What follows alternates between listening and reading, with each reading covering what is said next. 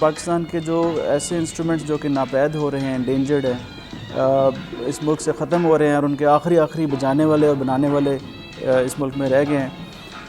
ان کو high light کیا، ان کی سٹوریز دیکھی، اور جب ان کی آرٹسٹ کی زبانی سنی ہم نے وہ سٹوریز، تو ہمیں پتہ چلا کہ یہ ہماری ثقافت تو بالکل ختم ہونے کے قریب ہے، اور اس کو بہت سخت ضرورت ہے کہ ہم اس کو پرزرو اور پروموٹ کریں، اس کا تحفظ کریں اور اس کو پوری دنیا میں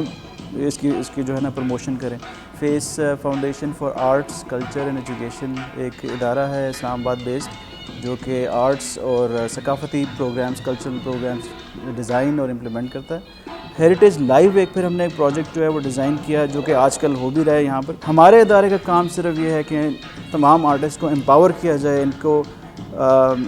اس قابل کر دیا جائے کہ وہ خود سے اپنے آپ کو پروموٹ کر کے اور پوری دنیا سے رابطے میں آ جائیں۔ تو ہم چاہ رہے ہیں کہ ان کو متعارف کرا دیں سب کو کہ فون کیسے استعمال کی جاتا ہے، جس میں ہم نے ان کو فون پرووائڈ بھی کیا ہے۔ پھر وہ نئے فون سیٹس پہ اپنے چینلز بنائیں گے،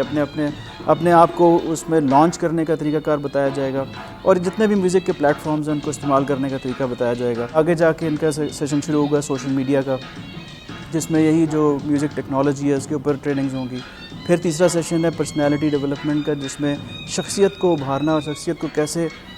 پریزنٹ کرنا دنیا کے سامنے، کیونکہ اچانک سے فرض کریں گاؤں سے نکل کر یہ پوری دنیا میں جب جائیں گے تو پھر کچھ چیزیں ایسی ہیں جو کہ سمجھنا ضروری ہے کہ کیسے پاکستان کا نام وہاں لے کے جانا ہے۔ اصل مقصد یہ ہے کہ ان کے روزگار کے مواقع نکلیں گے، مطلب ان کو کام ملے گا۔